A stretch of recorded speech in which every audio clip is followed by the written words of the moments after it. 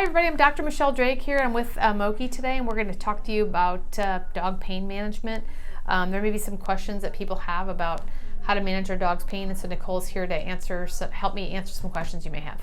All right, Dr. Drake, what is the difference between acute and chronic pain in dogs? So acute pain would be something that just happened. So think of like a torn nail or a laceration or a dog bite wound, or hopefully not, but a fracture. That would be acute pain.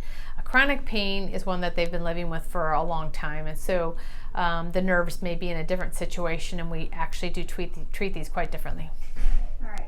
How quickly should I bring my dog in if I suspect that they are in pain? Well, let's get them in here right away. So if you have any suspicion at all that your dog or your cat's in pain, let's bring them in here and we'll talk about it and do an exam, and let's figure out what's going on so we can make sure that pain is addressed.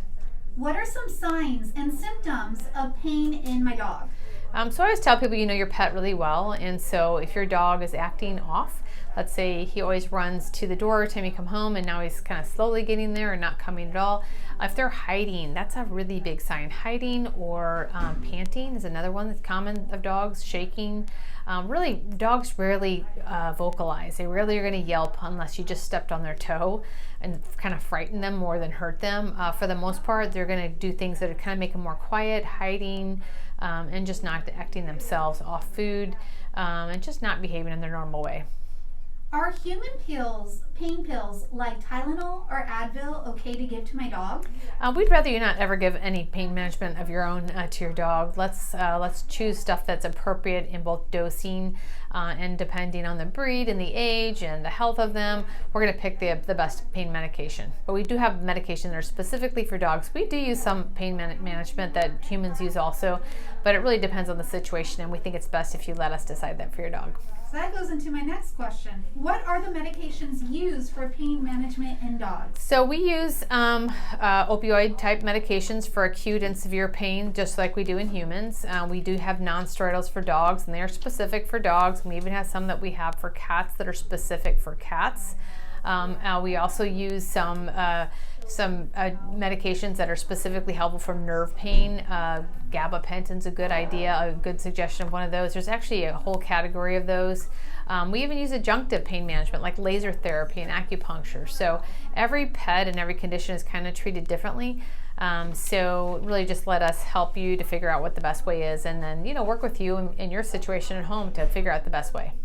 Can a veterinarian help me manage my dog's chronic pain? Yeah, for sure. There's lots we can do for chronic pain. And so I always tell people that if your dog is aging is not a disease in of itself.